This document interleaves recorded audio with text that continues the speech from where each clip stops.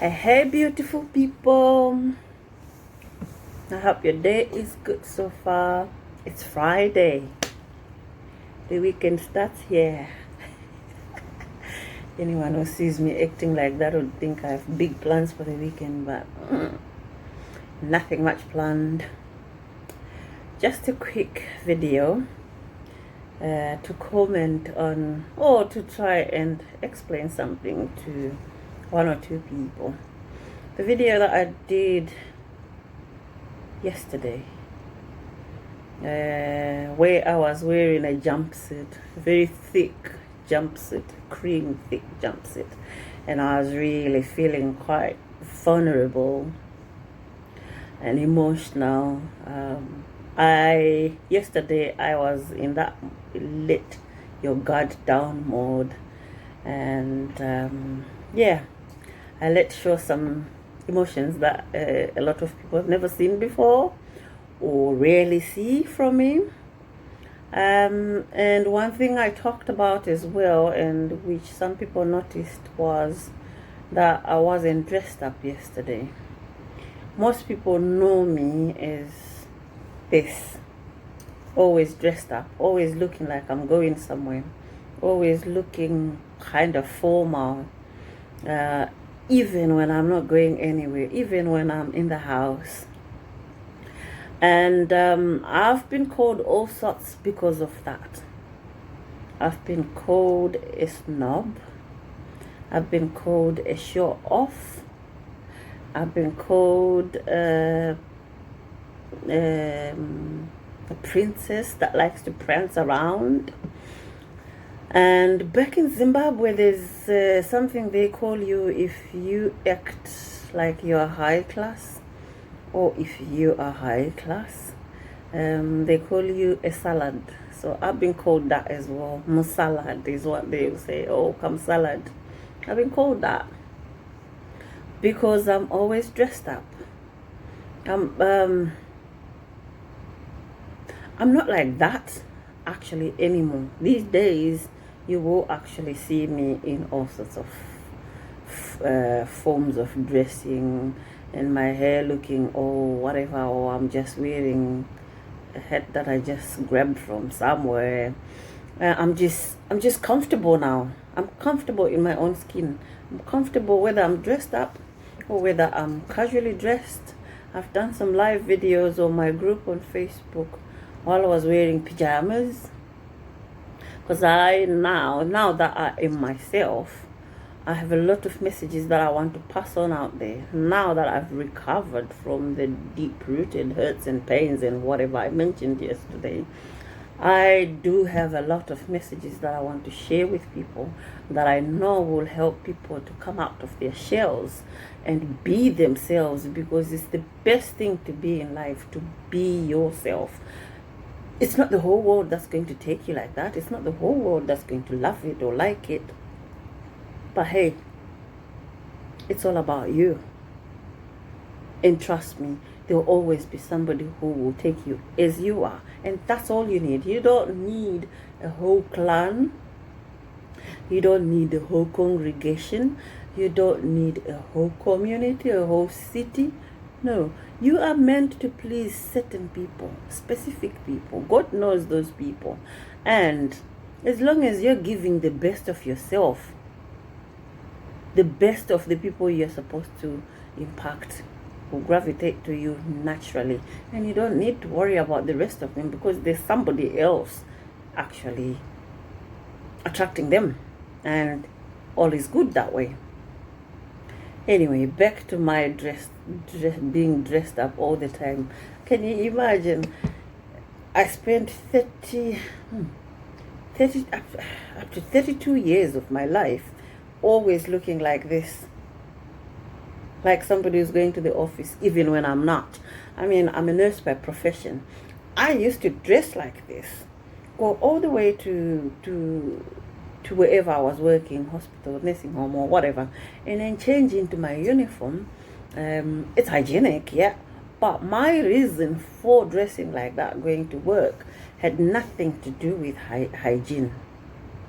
had nothing to do with legal protocols or company protocols or work ethics or any of those things. It was actually attached to something deep, something not very nice. And when somebody started talking about that, I used to be spot on all the time, and now they are seeing me in different kinds of dressings depending on how I'm feeling. I'm not like going to the garden dressed like this. I used to do that back in Zimbabwe, and my mom used to get really cross with me. I'd be dressed up like this, get to the garden, take these off, put them somewhere, and do what I need to do in the garden, acting like, oh, and then get back into this and then walk around. Our garden used to be like outside the yard. Anyway, so I thought today, let me do a video and reveal the secret behind my obsession with looking spot on, my obsession with always looking appropriate, with always looking like I'm ready to go into action anytime, any place, anyhow. This was actually one of my greatest shields. This being dressed up used to cover the ugliness that I felt inside that nobody knew about. And I think nobody knew about it because all they saw is this. A lot of people are very visual. They will see what the eyes can see, and they will not venture beyond what they can see. So they will make impressions and judgments of a person or of an item depending on presentation, depending on how it looks. So because I knew that's how people react to things, I decided, after I faced abuse, I decided I was going to be that spot on person that no one would ever think, no one would ever imagine that I'd suffered abuse. Since I'd been told I couldn't talk about it, since I'd been told I had to keep it a secret, since I'd been told nobody should ever know, lest my family got in trouble, lest I became an unwanted, a dirty, unwanted woman. So for it to seem genuine, like I was happy, nothing was wrong, my life was going up, not down, I had to paint that picture. So I always had to dress up. Like I said, my mom was a tailor. I always picked these complicated styles in dresses, blouses, jackets. Whatever I wanted to wear had to be up class, had to look I don't know, above average. I always had to look prim, proper, and ready to go. And I believed, deep down, I believed that if I was able to look that way, nobody would ever know that I had this hidden self-loathing, self-hate, self-disgust, self-blame that I carried around with me. And I also learned to smile. I remember my first job when I was able to work in England. The first man that interviewed me for a job said to me, I'm gonna give you the job. Before we even started the interview, I was like, what? And he said, your smile lights up the room, and this is what we need in this place. And I was like, okay, so are you not gonna do the interview?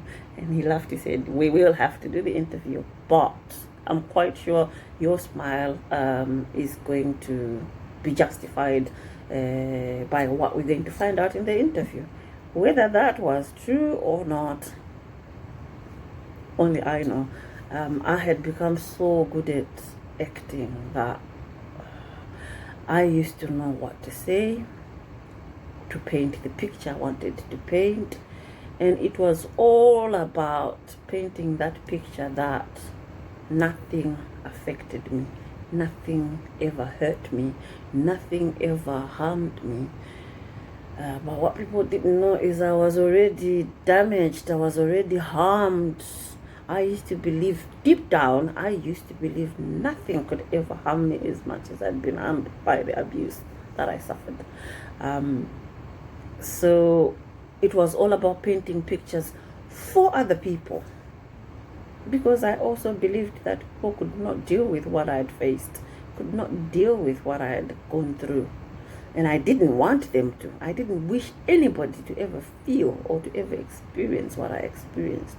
And yet I was harnessed with this instruction not to share what had happened to me, not to report it, not to do anything about it.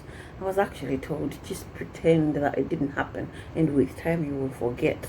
But trust me, people, with each passing hour, forgetting became harder and harder. With each passing minute, coping with it became harder and harder. But I'm sure we all know that when you love somebody, you will do anything to protect them. And I was told my mother was at risk if I ever spoke about what had happened to me. So every time I felt like it's gonna bubble over, it's gonna come out, I'm gonna say something, I would remove myself from people. And this is why I resorted to writing. Writing became my friend, or reading. Initially I started reading so I could learn how people wrote their stories. So I would read, I would write, I would draw, and I would do crafts. You see, like this, I decided I was gonna wear this today, and I thought, I don't think I want to wear any of the earrings that I've made. I'm gonna make a new set, and with 5 minutes that I'd made that, and I looked the part, confident, going out there, go-getter. Nothing phases me, nothing worries me. That's the picture that this paints. But I'm telling you today, and I know for certain, since I started opening up, since I dropped my guard, since I picked up the real me and dropped the actor, I've talked to so many people, and I've realized I'm not alone. There are so many people out there who are painting pictures. There are so many people out there who act a certain way, who walk a certain way, who talk a certain way, dress a certain way, even live in certain parts of communities just to paint a picture, just to convince everybody that everything is hanky-dory, when inside there are a million pieces. Inside they are drowning in unshed tears. Inside their hearts are like this big, full of anguish. So yeah, I can dress up, but never assume that we're dressing up because we can, or we're dressing up because we can afford it, or we're dressing up because we are up there. At some point I even went into debt. I even went into I had debt collectors coming after me because I was buying things that I couldn't afford. I was buying clothes that I couldn't afford just to cover that filth. When I ended up in the car accident, I learned the hard way that what you carry inside can never be covered from yourself.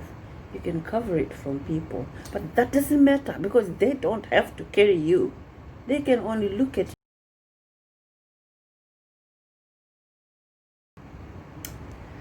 Sorry, I'm not sure what happened there. The video got broken, but I'm gonna sync it.